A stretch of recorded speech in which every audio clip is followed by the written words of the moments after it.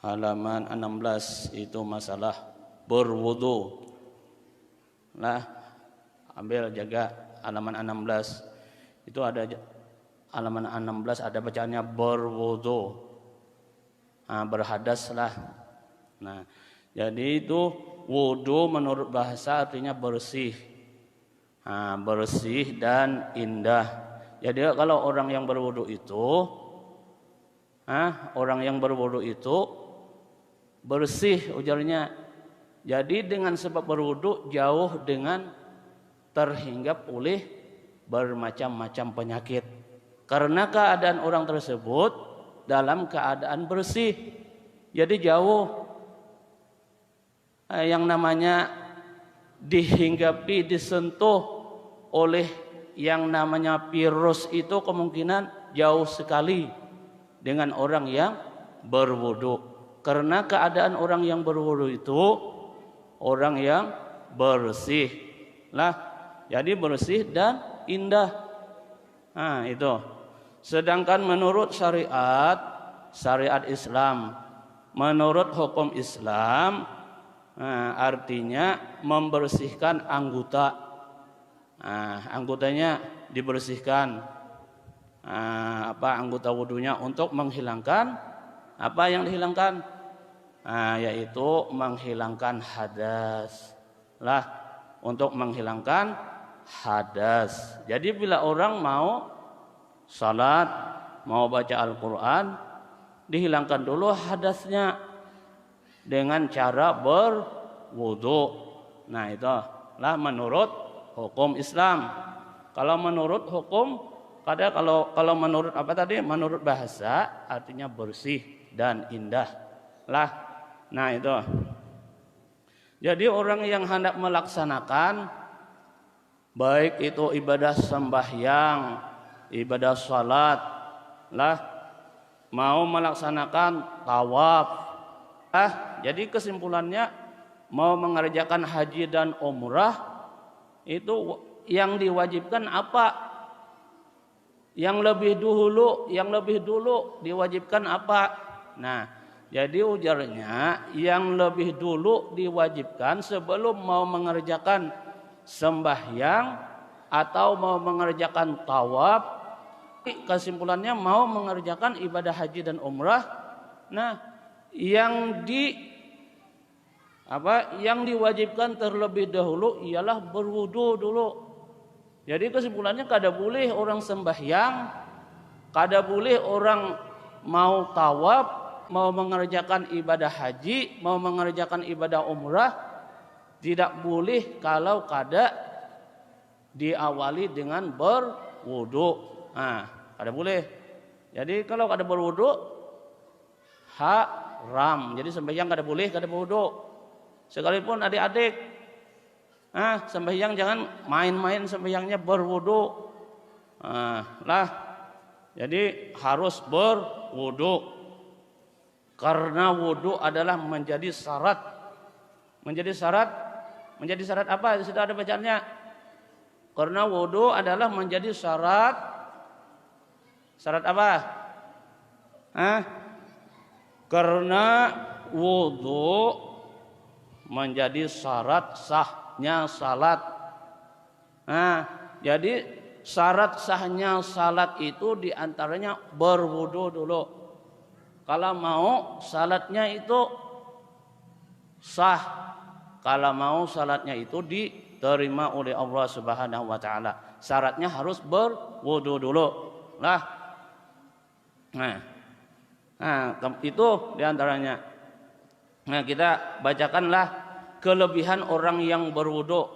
Nanti urutannya kita mempelajari syarat-syaratnya, rukun-rukunnya, pembatalnya. Jadi kita awali dulu dengan kelebihan orang yang berwudu dulu. Nah, di antaranya ada hadis daripada baginda Rasulullah sallallahu alaihi wasallam. Apa kata baginda Rasulullah sallallahu alaihi wasallam? Rasulullah sallallahu alaihi wasallam bersabda yang berbunyi, kata baginda Rasulullah sallallahu alaihi wasallam, "Ma min 'abdin wala imra'atin tawadda'a fa ahsanal wudu'a summa qara'a ba'dahu inna anzalnahu fi lailatul qadr ila akhiriha. Nah, ujar Nabi. Kata baginda Rasul, kalau orang baik itu laki-laki, perempuan, anak-anak, yang berwudu itu laki-laki, itu perempuan, anak-anak, yang berwudu dia dan membaguskan wudunya, artinya bujur-bujur berwudunya, jangan main-main, jangan asal-asalan aja. Nah, jadi jangan main-main wudunya, dibetulkan wudunya lah, jangan main-main. Ujarnya di situ meneliti. Nanti diteliti yaitu syarat-syaratnya diteliti, yaitu pardu-pardunya iya rukun-rukunnya dia teliti, jangan sampai ketinggalan. Kemudian ada bahu dan adab-adabnya juga. Jadi berwudu juga ada adabnya.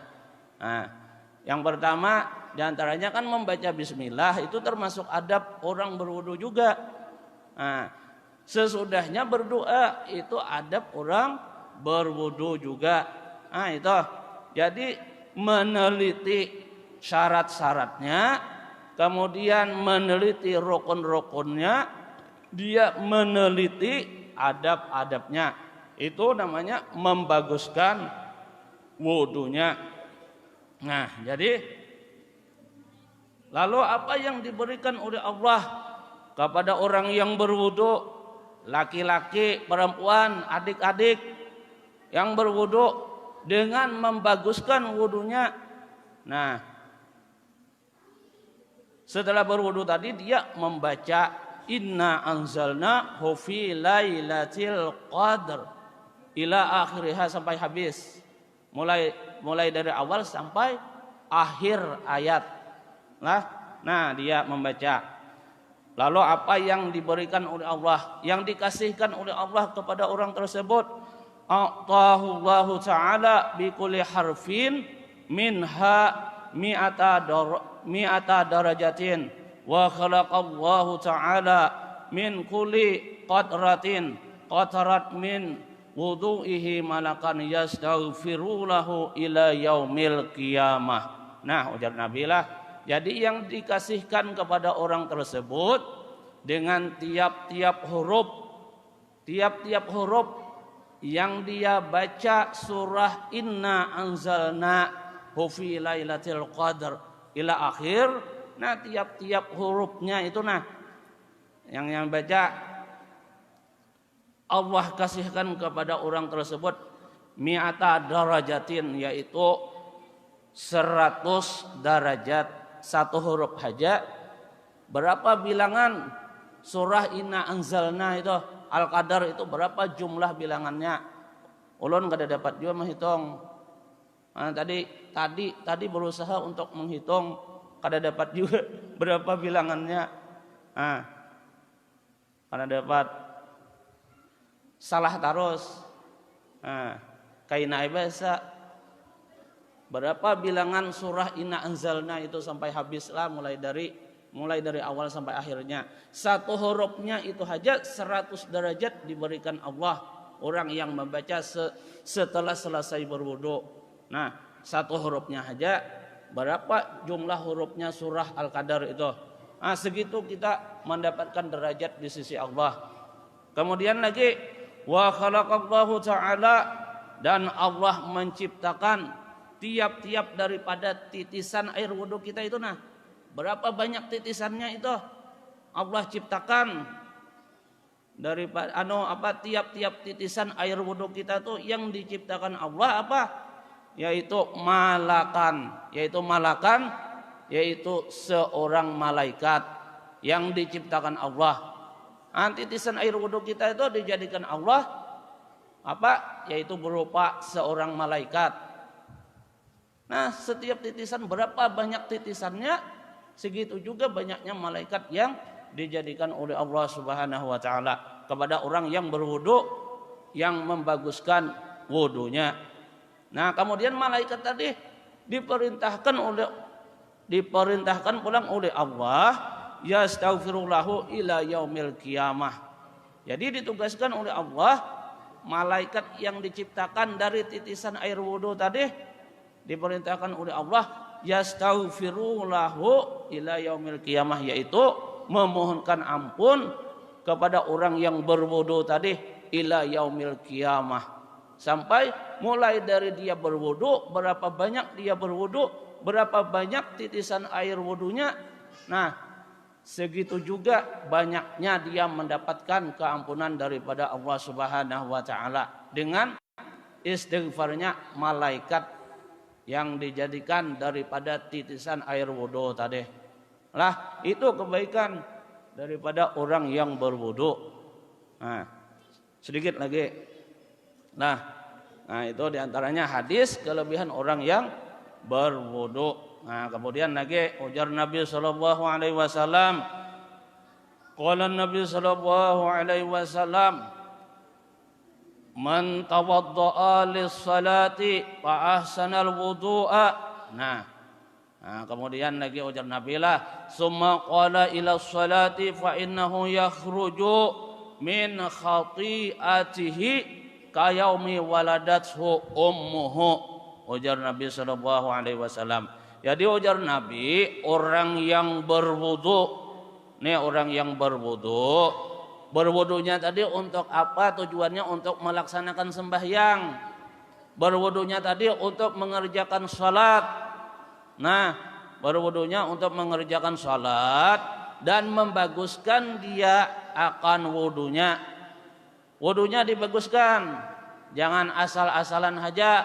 Nah, ujarnya di sini ya meneliti apa yang diteliti, yang dijaganya yaitu syarat-syaratnya, rukun-rukunnya dan adab-adabnya. Kemudian dia bangkit. Nah, dia kerjakan habis berwudu langsung dia kerjakan apa? Yaitu salat. Habis berwudu dia sembahyang. Nah, jadi orang yang kayak itu fa innahu yakhruju min khati'atihi, orang tersebut keluar daripada, nah orang yang berwudu yang membaguskan wudunya langsung dan terus dia melaksanakan sembahyang, keluar daripada kesalahannya, artinya terhapus dosa-dosanya seperti seperti baru ibunya melahirkan dia. Nah, artinya sama bayi yang baru dilahirkan. Nah, itu kelebihan orang berwudu. Mulai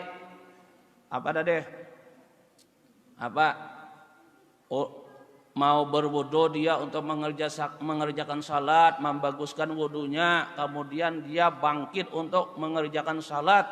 Nah, tujuannya kayak itu tadi, maka keluarlah, terhapuslah dosanya seperti hari baru dia dilahirkan oleh ibunya. Artinya seperti bayi yang baru dilahirkan. Nah, lah itu diantaranya kelebihan orang yang membaguskan wudunya mau mengerjakan sembahyang. Nah, kiranya cuma ini yang dapat disampaikan. Mohon maaf atas segala kekurangan, mudah-mudahan ada manfaatnya dan apa-apa yang kita sampaikan mudahan dapat bisa diamalkan. Terima kasih atas segala perhatian. Assalamualaikum warahmatullahi wabarakatuh.